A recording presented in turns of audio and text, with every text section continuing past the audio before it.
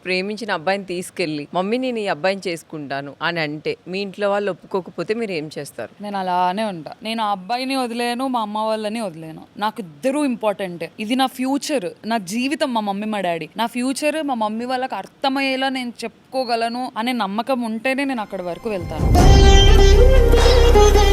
ఇప్పుడు అదే boy friend సరే మీ మమ్మీ వాళ్ళు వద్దంటున్నారు, వాళ్ళని వదిలేసి నా దగ్గరికి వస్తావా, లేదు నిన్ను వదిలేయమంటావా అని ఆప్షన్ వదిలేయమంటాను.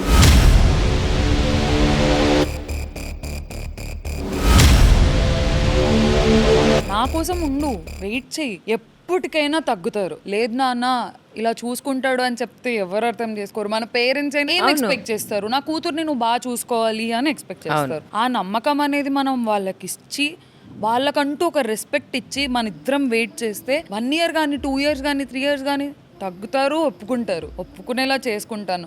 లేదు వదిలేయాలి అంటే వదిలేయంటాను. నేనైతే వదలను. ఎన్నేళ్ళైనా నేను వెయిట్ చేస్తాను, నీకోసమే ఉంటా. ఒప్పించుకుందాం. ఆ అబ్బాయి మిమ్మల్ని ఇంకా మీరు టైం ఇవ్వట్లేదు, ఒప్పుకోవట్లేదు అని వేరే పెళ్లి చేసుకున్నాడు అనుకో, అప్పుడు ఏం చేస్తారు? నన్ను వద్దనుకొని వెళ్ళిపోయినప్పుడు నేను ఎందుకు వెళ్ళి అడగాలి? అక్కడే నేను ఇంపార్టెంట్ కాదు అని తెలిసిపోయింది కదా. ఎంత బాగా చెప్తున్నావు ప్రియా. మనకి మన లైఫ్ లో మన స్టాండర్డ్స్ ఏంటి అనేది మనకు తెలియాలి. నేను ఇంపార్టెంట్ అయితే నాతో ఉంటాడు, నేను వద్దనుకొని వెళ్ళిపోతే నేను వెళ్ళను. తిరిగి కూడా వాట్ ఐ డిజర్వ్ అంతే. నాకు తెలుసు నేనేం డిజర్వ్ చేస్తాను. ఇప్పుడు మనం ప్రేమించిన అబ్బాయి వేరే అమ్మాయిని పెళ్లి చేసుకున్నాడంటే, నన్ను ఎప్పుడు ప్రేమించలేదు కదా, నన్ను వదిలేసి వెళ్ళిపోయాడు అంటే నా మీద ప్రేమ లేదనే కదా. కానీ మీరు ప్రేమలో ఉన్నారు కదా.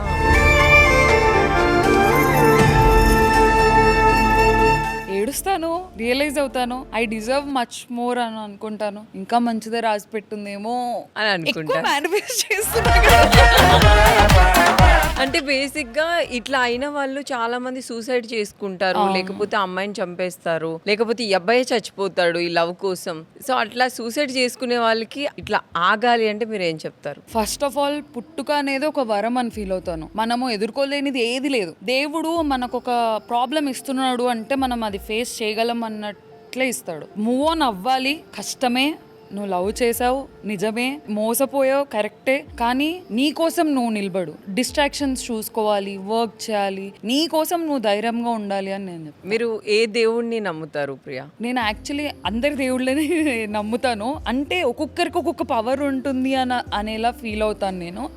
ఎక్కువ వెంకటేశ్వర స్వామిని, శివుడిని నేను ఎక్కువ నమ్మేదాన్ని. నేను బిగ్ బాస్ వెళ్ళక ముందు దుర్గమ్మని నమ్మడం స్టార్ట్ చేశా. కరెక్ట్ నేను విజయవాడ వెళ్ళాను, దుర్గమ్మ దర్శనం చేసుకున్నాను, నాకు అగ్ని పరీక్ష కాల్ వచ్చింది.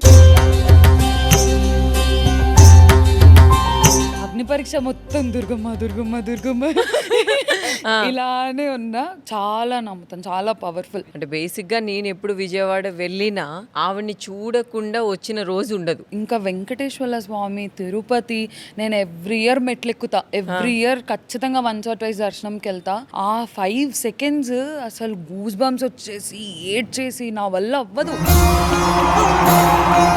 ఫాస్ట్గా మొక్కుకోవాలి అని అంటారు కదా స్వామిని చూసినప్పుడు, నాకు రాదు మొక్కుకోవడం. బాడీలో ఒక తెలియని వైబ్రేషన్, ఆ గోవిందా గోవిందా అని అరుస్తా. నేను గట్టిగా అరుస్తా తెలుసా వెళ్ళిన ప్రతిసారి. అది లోపల నుంచి అంత ఆనందంగా వస్తుంది నాకైతే, గోవిందా అని అరుస్తాను. మీకు తెలుసా ప్రియా, వెంకటేశ్వర స్వామి మనం ఏం మాట్లాడినా వింటారంట. నేను ఉంటాను అని ఉంటారు స్వామి. నాకు అసలు లోలో ఏదన్నా ఉంటే లైఫ్ లో ఫస్ట్ వెళ్ళి మెట్లు ఎక్కుదామా, స్వామిని చూస్తే ఒక బరువు పోయింది అన్న ఫీలింగ్ లో ఉంటాను. వెంకటేశ్వర స్వామి భక్తులందరూ రిచ్ పీపుల్స్ అంట.